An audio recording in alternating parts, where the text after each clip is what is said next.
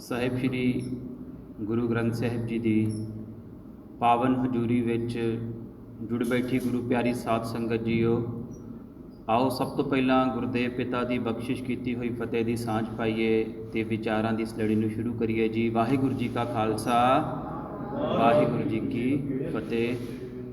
ਕੁਝ ਮਹੀਨੇ ਪਹਿਲਾਂ ਗੁਰਦੁਆਰਾ ਸਾਹਿਬ ਵਿਖੇ ਗੁਰਿਆਈ ਨਾਲ ਸੰਬੰਧਿਤ ਇੱਕ ਵਿਚਾਰਾਂ ਦੀ ਲੜੀ ਸ਼ੁਰੂ ਕੀਤੀ ਗਈ ਸਾਧ ਸੰਗਤ ਜੀ, ਕਿ ਜਦੋਂ ਗੁਰੂ ਨਾਨਕ ਪਾਤਸ਼ਾਹ ਇਸ ਧਰਤੀ 'ਤੇ ਆਉਂਦੇ ਨੇ ਅਤੇ ਉਹਨਾਂ ਨੂੰ ਜਿਹੜੀ ਗੁਰਿਆਈ ਦੀ ਬਖਸ਼ਿਸ਼ ਹੈਗੀ ਆ ਉਹ ਅਕਾਲ ਪੁਰਖ ਵੱਲੋਂ ਮਿਲਦੀ ਆ, ਅਤੇ ਉਸ ਤੋਂ ਬਾਅਦ ਗੁਰੂ ਪਾਤਸ਼ਾਹ ਨੇ ਆਪਣਾ ਮਿਸ਼ਨ ਚਲਾਉਣ ਦੇ ਲਈ ਜਿਹੜੀ ਉਹ ਗੁਰਿਆਈ ਦੀ ਬਖਸ਼ਿਸ਼ ਆ, then he pass to Bhai Lehna ji, he ਅਪੁਆਇੰਟਡ his successor Guru Angad Dev ji.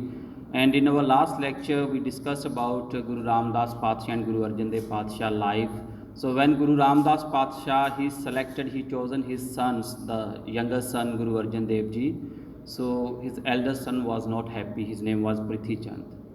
Even during his lifetime, he created a lot of obstacles and challenge for Guru Ramdas Patsha, ਦਾ ਜਿਹੜਾ ਵੱਡਾ ਪੁੱਤਰ ਹੈਗਾ ਆ ਉਹਨੇ।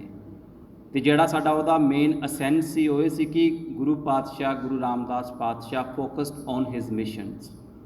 ਉਹ ਜਿਹੜੀਆਂ ਚੈਲੰਜ ਹੈਗੇ ਨੇ ਆਪਣੀ ਲਾਈਫ ਦੇ ਉਹਨਾਂ ਵਿੱਚ ਨਹੀਂ ਫਸਦੇ, ਜਾਂ ਉਹਨਾਂ ਤੋਂ ਬਾਹਰ ਰਹਿ ਕੇ ਜਿਹੜੇ ਉਹਨਾਂ ਨੇ ਵੱਡੇ ਕਾਰਜ ਕਰਨੇ ਸੀ ਉਹਨਾਂ 'ਤੇ ਧਿਆਨ ਰੱਖਦੇ ਹੈਗੇ ਨੇ। ਅਤੇ ਹੁਣ ਜਿਹੜੀ ਗੁਰਿਆਈ ਦੀ ਬਖਸ਼ਿਸ਼ ਆ ਗੁਰੂ ਅਰਜਨ ਦੇਵ ਪਾਤਸ਼ਾਹ ਨੂੰ ਹੋ ਚੁੱਕੀ ਆ, ਅਤੇ ਜਿਹੜਾ ਪ੍ਰਿਥੀ ਚੰਦ ਹੈਗਾ, he was still creating problems and challenge for him. So when he failed all his attempts, he tried to make an alliance with the local Mughal officer ਜਿਹਦਾ ਨਾਂ ਸੁਲੀਹ ਖਾਂ ਹੁੰਦਾ ਆ, ਅਤੇ ਉਹਦੇ ਨਾਲ ਉਹ ਅਲਾਇੰਸ ਬਣਾ ਕੇ ਗੁਰੂ ਪਾਤਸ਼ਾਹ ਨੂੰ, ਗੁਰੂ ਅਰਜਨ ਦੇਵ ਪਾਤਸ਼ਾਹ ਨੂੰ, ਜਿਹੜੇ ਉਹਨਾਂ ਦੇ ਭਰਾ ਵੀ ਨੇ ਰਿਸ਼ਤੇ ਦੇ ਵਿੱਚ, ਉਹਨਾਂ ਨੂੰ ਮਾਰਨ ਦੀ ਕੋਸ਼ਿਸ਼ ਵੀ ਕਰਦਾ ਹੈਗਾ।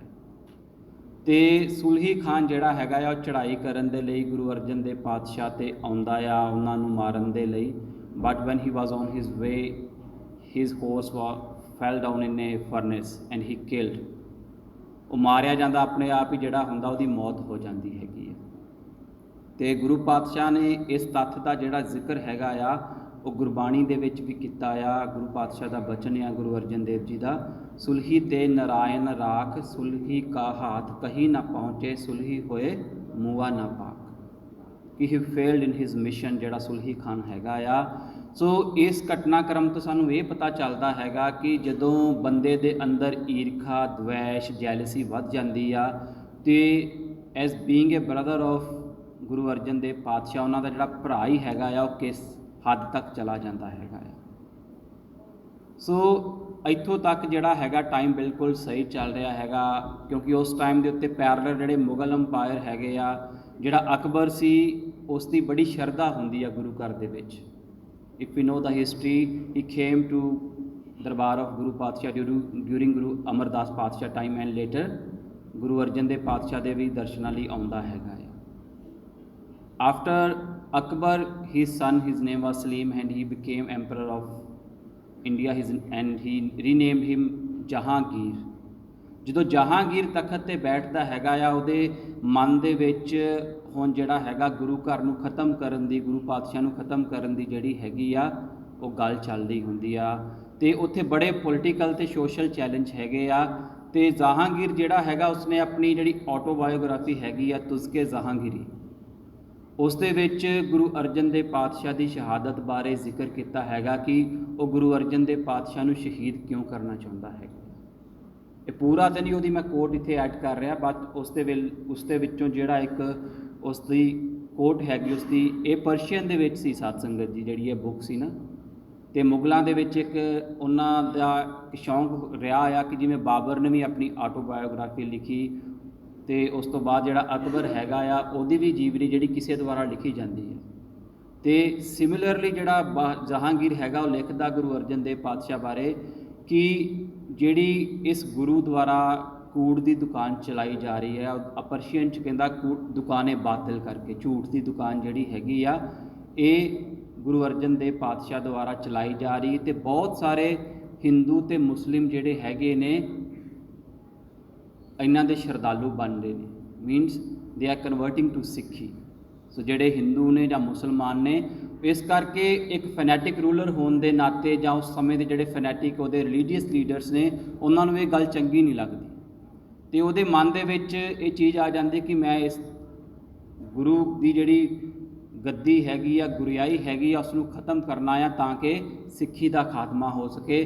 ਤੁਸੀਂ ਜਿਹੜੀ ਉਹਦੀਆਂ ਇੰਗਲਿਸ਼ ਟਰਾਂਸਲੇਸ਼ਨ ਹੈਗੀ ਆ ਇੱਥੇ ਪੜ੍ਹ ਵੀ ਸਕਦੇ ਸਾਧ ਸੰਗਤ ਜੀ ਕਿ ਉਹ ਕਿਸ ਤਰ੍ਹਾਂ ਜਿਹੜੀ ਆਪਣੀ ਇੱਕ ਧਾਰਮਿਕ ਤੋਸਬ ਹੈਗਾ ਆ ਉਸ ਦਾ ਜ਼ਿਕਰ ਕਰਦਾ ਹੈਗਾ ਕਿ ਮੈਂ ਇਸ ਦੁਕਾਨ ਨੂੰ, ਅਤੇ ਲਿਖਦਾ ਵੀ ਆ ਕਿ ਗੁਰੂ ਅਰਜਨ ਦੇਵ ਪਾਤਸ਼ਾਹ ਗੋਇੰਦਵਾਲ ਸਾਹਿਬ ਦਰਿਆ ਬਿਆਸ ਦੇ ਕੰਢੇ 'ਤੇ ਰਹਿ ਕੇ ਦੁਕਾਨ ਚਲਾ ਰਹੇ ਹੈਗੇ ਨੇ ਅਤੇ ਮੈਂ ਇਸ ਨੂੰ ਖ਼ਤਮ ਕਰਨੀ ਚਾਹੁੰਦਾ ਜਾਂ ਆਪਣੇ ਧਰਮ ਦੇ ਅਧੀਨ ਲੈ ਕੇ ਆਉਣਾ ਚਾਹੁੰਦਾ। Means he wanted to convert Guru Arjan Dev Patshah and all Sikhs into his own faith.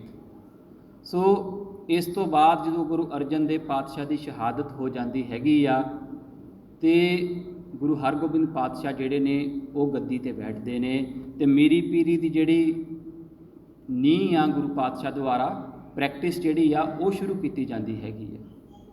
ਹੁਣ ਜਦੋਂ ਅਸੀਂ ਸੰਸਾਰ ਦੇ ਧਰਮਾਂ ਨੂੰ ਅਤੇ ਸਿੱਖ ਧਰਮ ਨੂੰ ਸਟੱਡੀ ਕਰਦੇ ਹਾਂ ਉਸ ਦੇ ਵਿੱਚ ਇੱਕ ਗੱਲ ਦਾ ਸਾਧ ਸੰਗਤ ਖਿਆਲ ਰੱਖਣਾ ਬਹੁਤ ਜ਼ਰੂਰੀ ਹੁੰਦਾ ਕਿ ਸਿੱਖੀ ਦੇ ਵਿੱਚ ਗੁਰੂ ਨਾਨਕ ਪਾਤਸ਼ਾਹ ਤੋਂ ਲੈ ਕੇ ਗੁਰੂ ਗੋਬਿੰਦ ਸਿੰਘ ਪਾਤਸ਼ਾਹ ਤੱਕ 10 ਗੁਰੂ ਸਾਹਿਬਾਨ ਅਤੇ ਇੱਕ ਜੋਤ ਦਾ ਕਨਸੈਪਟ ਆ ਅਤੇ ਇਹ 1469 to 1708 ਤੱਕ ਜਿਹੜਾ ਗੁਰੂਸ਼ਿਪ ਪੀਰੀਅਡ ਹੈਗਾ ਆ ਇਹਦੇ ਵਿੱਚ ਜਦੋਂ 10 ਗੁਰੂ ਸਾਹਿਬਾਨ ਆਉਂਦੇ ਨੇ, ਹੁਣ ਜਦੋਂ ਇਹਨਾਂ ਨੂੰ ਉਸ ਸਮੇਂ ਦੇ ਸਿੱਖਾਂ ਨੇ ਜਾਂ ਬਾਅਦ ਵਿੱਚ ਕਈ ਸਕਾਲਰਸ ਨੇ ਸਮਝਣ ਦੀ ਕੋਸ਼ਿਸ਼ ਕੀਤੀ ਅਤੇ ਉਹਨਾਂ ਨੇ ਵੱਖਰੇ ਵੱਖਰੇ ਰੂਪ 'ਚ ਵੀ ਦੇਖਿਆ ਹੈਗਾ ਆ। ਉਹਨਾਂ ਨੇ ਇਹ ਵੀ ਸੋਚਿਆ ਹੈਗਾ ਕਿ ਗੁਰੂ ਨਾਨਕ ਪਾਤਸ਼ਾਹ ਦੀ ਜਿਹੜੀ ਆਈਡੀਓਲੋਜੀ ਆ it was different from other Gurus. Other Guru ਜਿਹੜੇ ਹੈਗੇ ਨੇ didn't follow Guru Nanak Patshah's peace ideology, ਜਿਹੜਾ ਉਹਨਾਂ ਦਾ ਫੋਕਸ ਹੁੰਦਾ ਆ। ਕਿਉਂਕਿ ਜਿੱਥੇ ਇਹ ਸਿੱਖੀ ਦੀ ਖੂਬਸੂਰਤੀ ਹੈਗੀ ਕਿ 10 ਗੁਰੂ ਇੱਕ ਜੋਤ ਨੇ ਅਤੇ ਇਹ ਮਿਸ਼ਨ ਕੰਟੀਨਿਊਟੀ ਦੇ ਵਿੱਚ ਚੱਲਿਆ ਅਤੇ ਉਸੇ ਸੇਮ ਟਾਈਮ ਇਹਦੇ ਵਿੱਚ ਚੈਲੰਜ ਵੀ ਹੁੰਦੇ ਨੇ ਅਤੇ ਇਹ ਚੈਲੰਜ ਜਿਹੜੇ ਸੀ ਸਿੱਖਾਂ ਦੇ ਮਨ ਦੇ ਵਿੱਚ ਵੀ ਆਉਂਦੇ ਨੇ। ਬਟ ਵੇਖਣ ਵਾਲੀ ਗੱਲ ਇਹ ਸੀ ਕਿ ਜਦੋਂ ਗੁਰੂ ਹਰਗੋਬਿੰਦ ਪਾਤਸ਼ਾਹ ਨੇ ਅਕਾਲ ਤਖਤ ਸਾਹਿਬ ਦੀ ਸਿਰਜਣਾ ਕੀਤੀ ਜਾਂ ਮੀਰੀ ਪੀਰੀ ਦੀਆਂ ਤਲਵਾਰਾਂ ਪਹਿਨੀਆਂ ਨੇ ਕਿ ਉਸ ਦਾ ਜਿਹੜਾ ਬੀਜ ਹੈਗਾ ਗੁਰੂ ਨਾਨਕ ਪਾਤਸ਼ਾਹ ਦੀ ਵਿਚਾਰਧਾਰਾ ਦੇ ਵਿੱਚ ਸੀ ਕਿ ਨਹੀਂ ਸੀ, ਕਿ ਗੁਰੂ ਹਰਗੋਬਿੰਦ ਪਾਤਸ਼ਾਹ ਨੇ ਇੱਕ ਬਿਲਕੁਲ ਨਵੀਂ ਗੱਲ ਕਰ ਦਿੱਤੀ ਹੈਗੀ ਆ।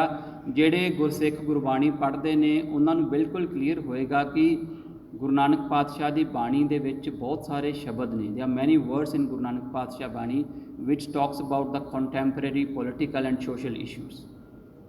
ਗੁਰੂ Patshah challenge the Mughal invaders Babar, ਜਿਹਦਾ ਕਹਿੰਦੇ ਆ ਕਿ ਪਾਪ ਕੀ ਜੰਜ ਲੈ ਕਾਬੁਲ ਧਾਇਆ ਜੋਰੀ ਮੰਗੇ ਦਾਨ ਵੇਲਾ ਲੋ।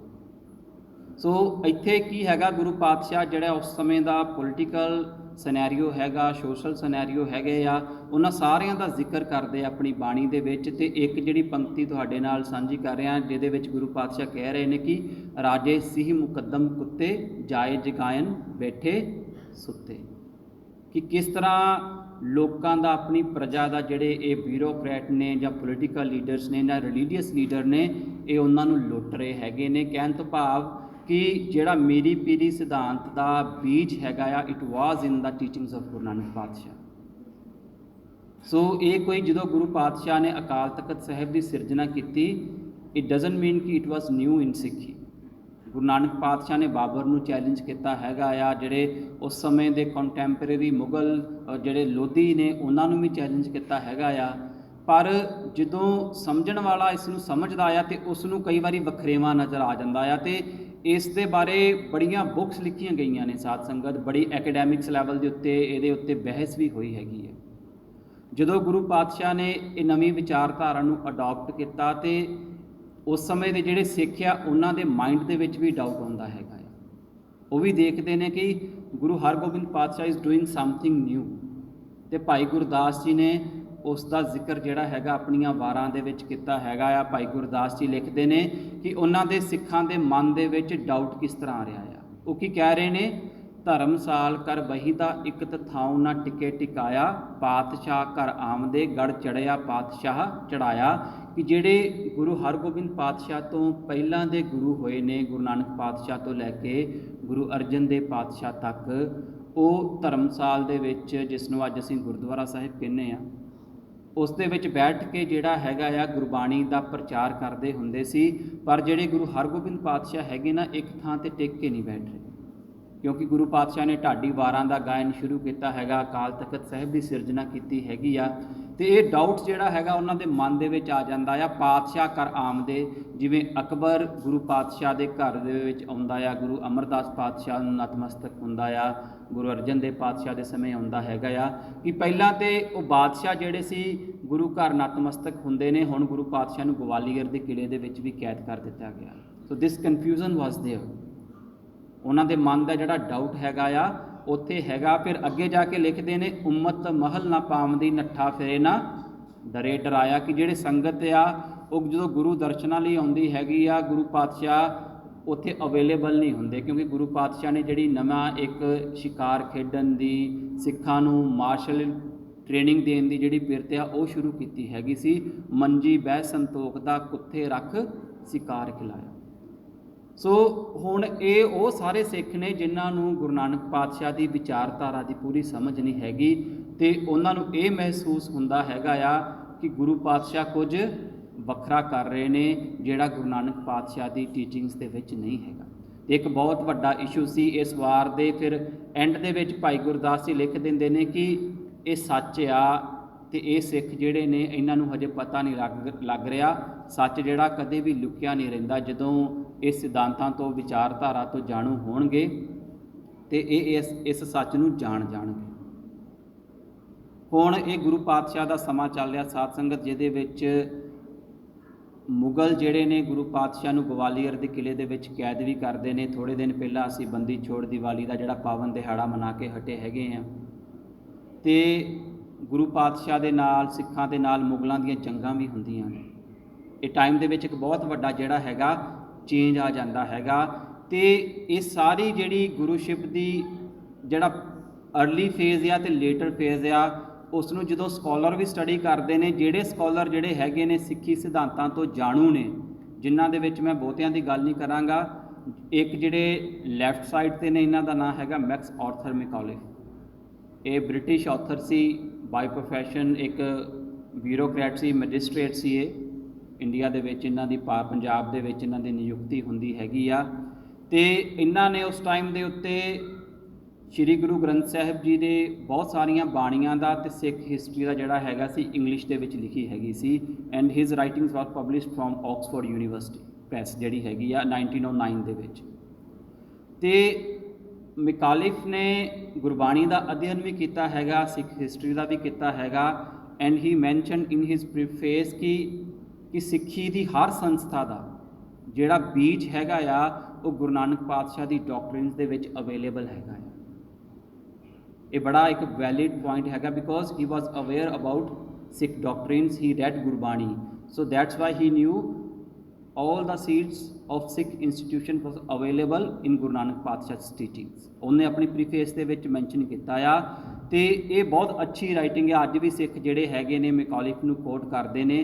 साध संगत जिहड़ी सब तो इंपॉर्टेंट गल हैगी आ कि जदों इस दे जीवन का अंत हुंदा आ, ये मरण के किनारे सी जदों मैकॉलिफ, तो इहदी मौत तो बाद जिहड़ा इहदा अटेंडेंट सी उसनूं पुछया गया कि what he was doing, and he told that he was doing Japji Sahib पाठ। ये इंपैक्ट सी गुरबाणी का उसके मन के उत्ते। तो दूसरे पासे 1920 सेंचुरी के विच गोकुल चंद नारंग ने भी एक हिस्टरी लिखी सी जिहड़ी बड़ी फेमस हुई सी। ईवन कि अज भी जिहड़े बड़े एकेडैमिक्स हैगे ने इसकी हिस्टरी नूं जिहड़ा कोट करते हैं, तो उसका टाइटल सी transformation of Sikhism into a political organisation. कि इहदा कहण तो भाव आ कि ये जिहड़ा विद्वान आ ये इस चीज़ नूं देख रहा आ कि गुरु हरगोबिंद पातशाह के समय जिहड़ी सिੱਖੀ जदों आउंदी हैगी आ, ये अपने मकसद तो बिल्कुल भटक जाते हैं। इन्हें बहुत सारिया इस तरह दी जिहड़ियां एग्जाम्पल्स ने अपनी किताब दे विच दित्तियां ने। पर सब तो जिहड़ी वड्डी गल आ कि इसने किते गुरबाणी का एक रैफरेंस यूज़ नहीं किया अपनी किसी भी गल नूं जस्टिफाई करन दे लई, क्योंकि जो उसके माइंड नूं ठीक लग रहा हैगा।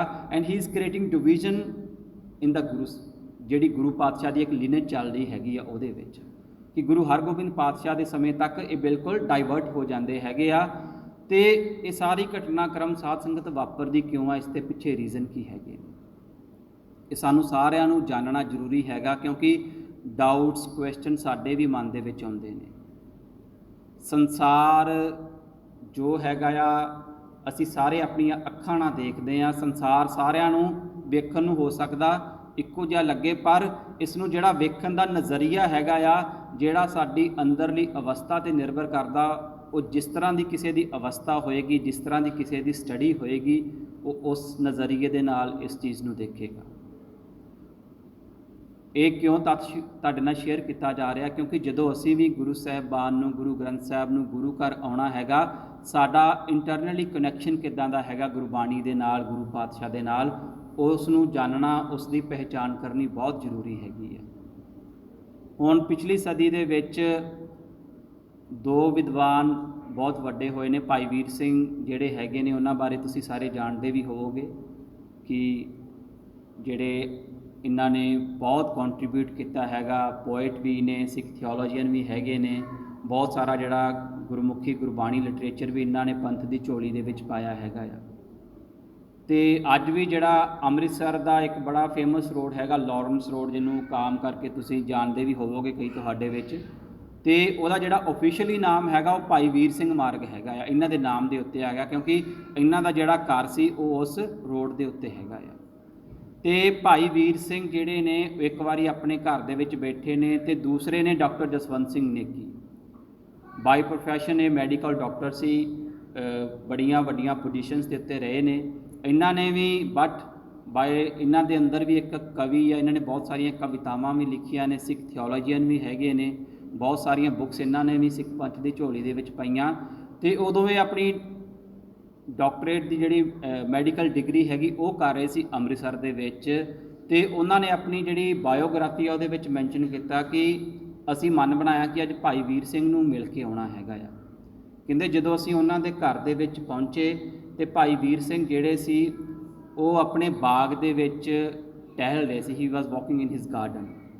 ਕਹਿੰਦੇ ਅਸੀਂ ਜਾ ਕੇ ਖਲੋ ਗਏ, ਉਹ ਬਿਲਕੁਲ ਮਸਤੀ ਦੇ ਵਿੱਚ ਵਾਕ ਕਰ ਰਹੇ ਨੇ। ਅਤੇ ਉੱਥੇ ਹੁੰਦਾ ਕੀ ਆ, ਇੱਕ ਤਿਤਲੀ ਆਉਂਦੀ, ਬਟਰਫਲਾਈ ਆਉਂਦੀ ਆ, ਇੱਕ ਫੁੱਲ ਦੇ ਉੱਤੇ ਬੈਠਦੀ ਆ ਅਤੇ ਉਹ ਉੱਡ ਜਾਂਦੀ। ਉਸ ਤੋਂ ਬਾਅਦ ਡਾਕਟਰ ਜਸਵੰਤ ਸਿੰਘ ਨੇਕੀ ਜੀ ਦੇ ਨਾਲ ਇੱਕ ਉਹਨਾਂ ਦੇ ਮਿੱਤਰ ਸਨ ਡਾਕਟਰ ਸੇਵਾ ਸਿੰਘ। ਅਤੇ ਭਾਈ ਵੀਰ ਸਿੰਘ ਨੇ ਪਹਿਲਾਂ ਡਾਕਟਰ ਸੇਵਾ ਸਿੰਘ ਨੂੰ ਪੁੱਛਿਆ, ਕਹਿੰਦੇ ਤੁਸੀਂ ਕੀ ਦੇਖਿਆ? ਡਾਕਟਰ ਸੇਵਾ ਸਿੰਘ ਕਹਿੰਦੇ ਮੈਂ ਕੀ ਦੇਖਿਆ ਜੀ, ਇੱਕ ਤਿਤਲੀ ਆਈ ਆ, ਫੁੱਲ 'ਤੇ ਬੈਠੀ ਆ ਅਤੇ ਉੱਡ ਗਈ ਆ, ਬਸ ਮੈਨੂੰ ਤਾਂ ਕਹਿੰਦੇ ਇਹ ਨਜ਼ਰ ਆਇਆ। ਫਿਰ ਉਹਨਾਂ ਨੇ ਡਾਕਟਰ ਜਸਵੰਤ ਸਿੰਘ ਨੇਕੀ ਨੂੰ ਪੁੱਛਿਆ, ਕਹਿੰਦੇ ਤੁਸੀਂ ਕੀ ਦੇਖਿਆ? ਕਹਿੰਦੇ ਮੈਂ ਦੇਖਿਆ ਜੀ ਇੱਕ ਸੁੰਦਰਤਾ ਨੇ ਦੂਸਰੀ ਸੁੰਦਰਤਾ ਨੂੰ ਸਪਰਸ਼ ਕੀਤਾ। One beauty touch the another beauty and flu ਅਵੇ। ਅਤੇ ਫਿਰ ਉਹ ਤਿਤਲੀ ਜਿਹੜੀ ਹੈਗੀ ਆ ਉਹ ਉੱਡ ਗਈ। ਭਾਈ ਵੀਰ ਸਿੰਘ ਨੇ ਅੱਗੋਂ ਜਵਾਬ ਦਿੱਤਾ, ਕਹਿੰਦੇ ਤੁਹਾਡੇ ਜਿਹੜੇ ਵਿਚਾਰ ਨੇ ਬੜੇ ਸੋਹਣੇ ਨੇ, ਬਟ ਇਹਨਾਂ ਵਿੱਚ ਦਵੰਦ ਆ। Your views are very beautiful but there is duality in your views. ਫਿਰ ਦੋਨਾਂ ਨੇ ਪੁੱਛਿਆ ਭਾਈ ਵੀਰ ਸਿੰਘ ਨੂੰ ਕਿ ਤੁਸੀਂ ਕੀ ਦੇਖਿਆ ਹੈਗਾ ਇਸ ਦ੍ਰਿਸ਼ ਦੇ ਵਿੱਚੋਂ? ਅਤੇ ਭਾਈ ਵੀਰ ਸਿੰਘ ਦਾ ਜਵਾਬ ਸੀ, ਆਪੇ ਰਸੀਆ ਆਪ ਰਸ ਆਪੇ ਰਾਵਣਹਾਰ। ਇਹ ਸਿੱਖੀ ਦਾ ਵਨਨੈਸ ਦਾ ਕਨਸੈਪਟ ਹੈਗਾ ਸਾਧ ਸੰਗਤ ਜੀ।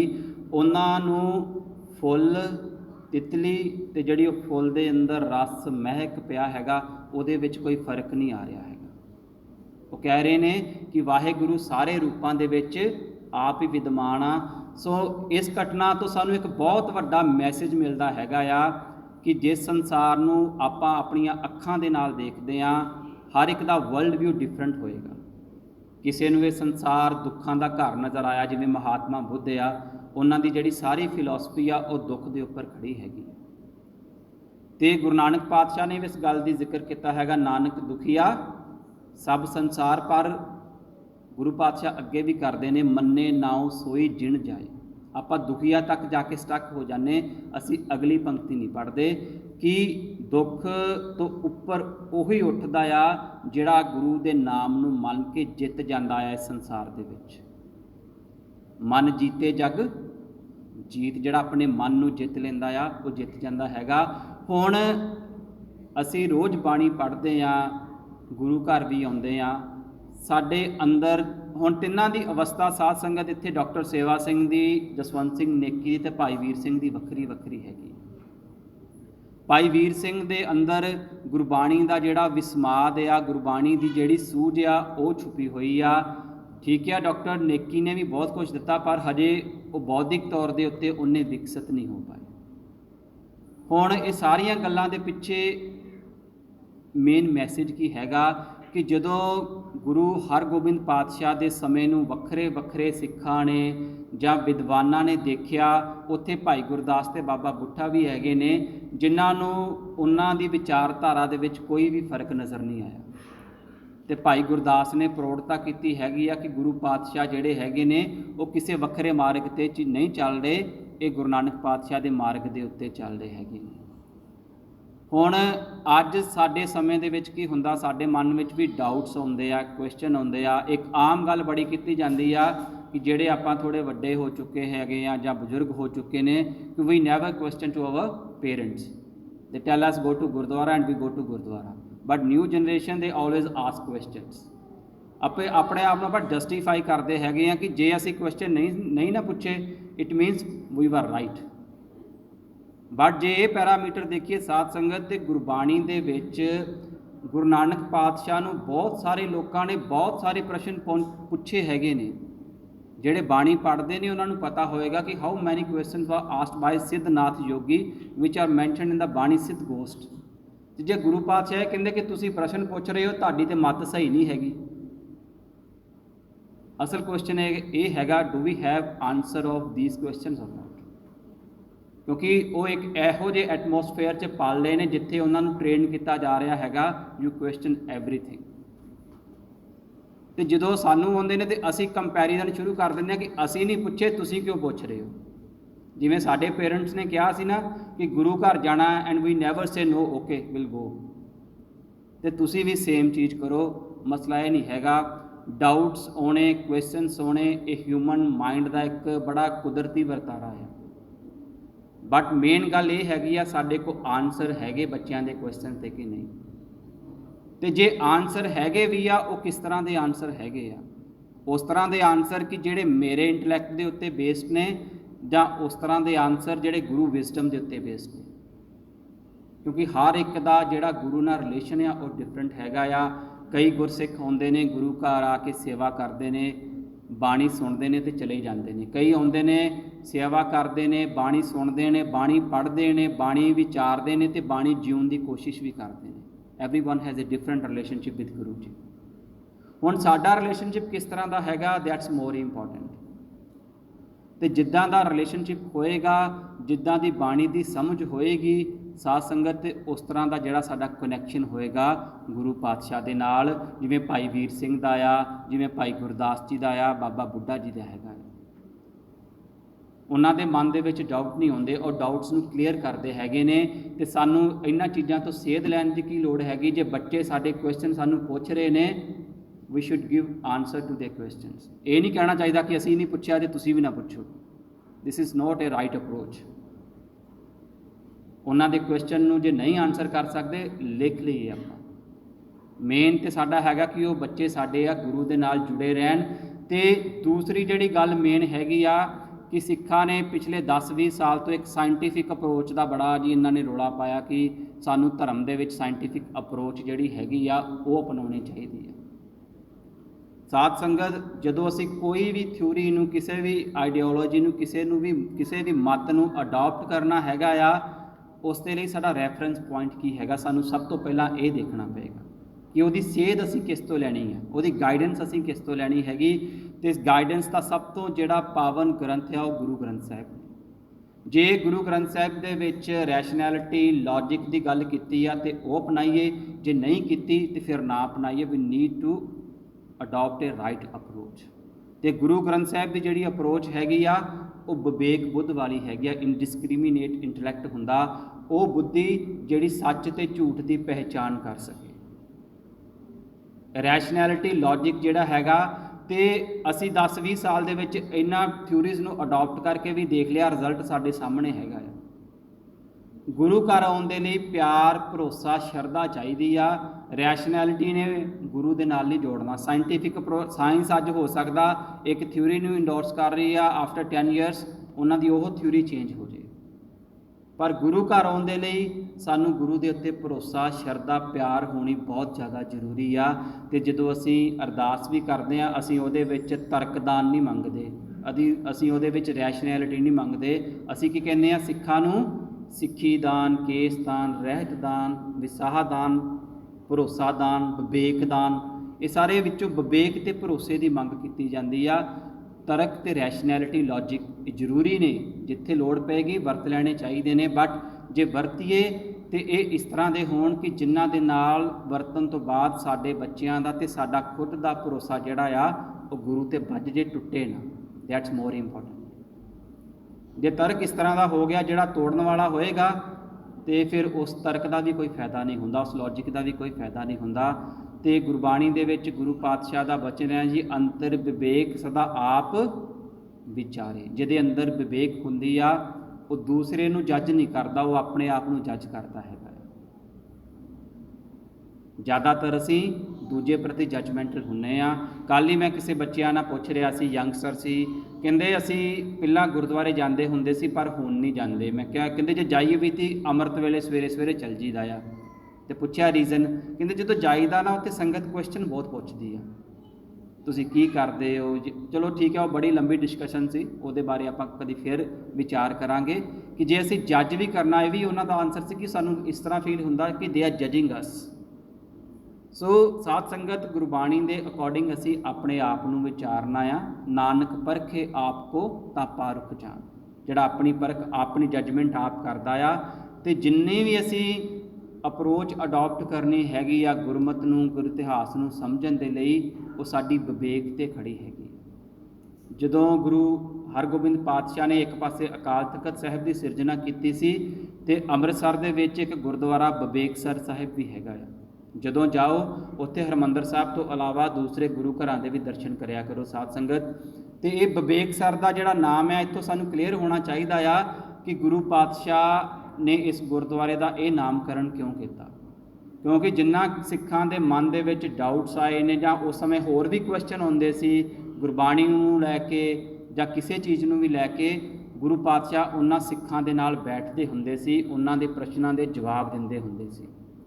ਪਰ ਅੱਜ ਕੀ ਹੈਗਾ ਆ, ਅੱਜ ਸਾਡੇ ਕੋਲ ਸਿਰਫ ਪ੍ਰਸ਼ਨ ਤੇ ਹੈਗੇ ਨੇ ਪਰ ਜਵਾਬ ਬਹੁਤ ਘੱਟ ਨੇ।